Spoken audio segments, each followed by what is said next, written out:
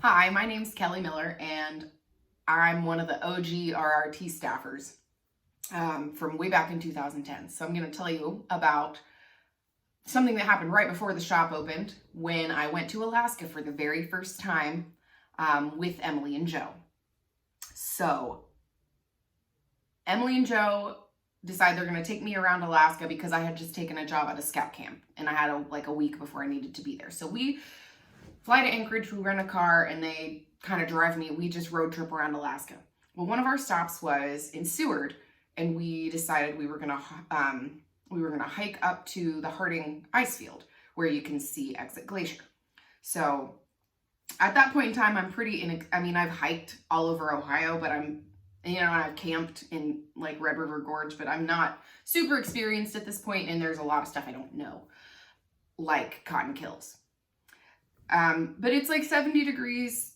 It's a beautiful day. It's June, early June. And so we get to the bottom of the trail.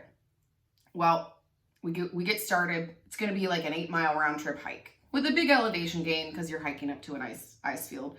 But no one really thought anything of it. And Joe had done the hike before. Well, we get started. It's beautiful. There's babbling brooks. We saw marmot and ptarmigan and creatures great and small. And a mile in or so, we start seeing little pockets of snow, which to me from Ohio at that point is a novelty to see snow in June. I'm like, neat, snow.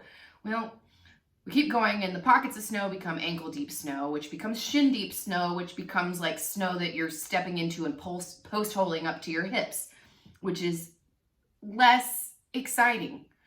That's not cool when you're trying to hike through it.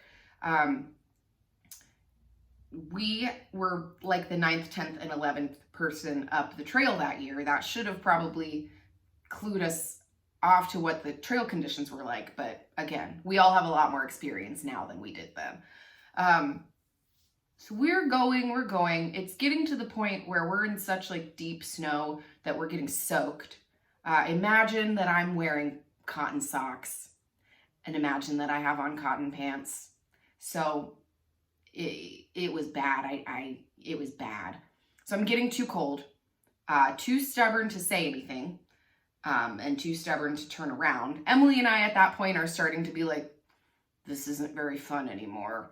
But we also, you don't want to be a wimp. You keep going. Don't do that. That's really dumb, especially if you're too cold. But anyway, I'm getting too cold, but I'm stubborn. I want to keep going. We're basically get to the point where the elevation gain really starts and we're trying to hike these switchbacks. We're kicking like footholds into the snow to try and step up. And it starts getting really miserable.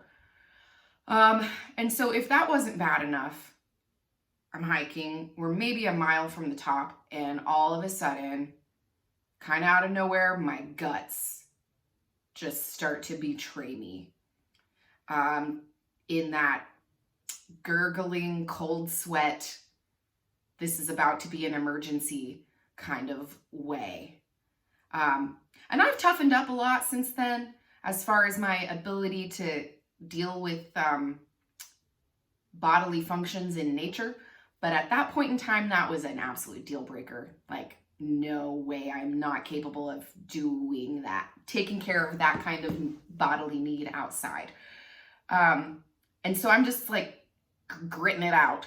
Well, we get to the top. I am like doubled over with cramps. And I'm also like, my lips are blue because I'm soaking wet and I'm in cotton.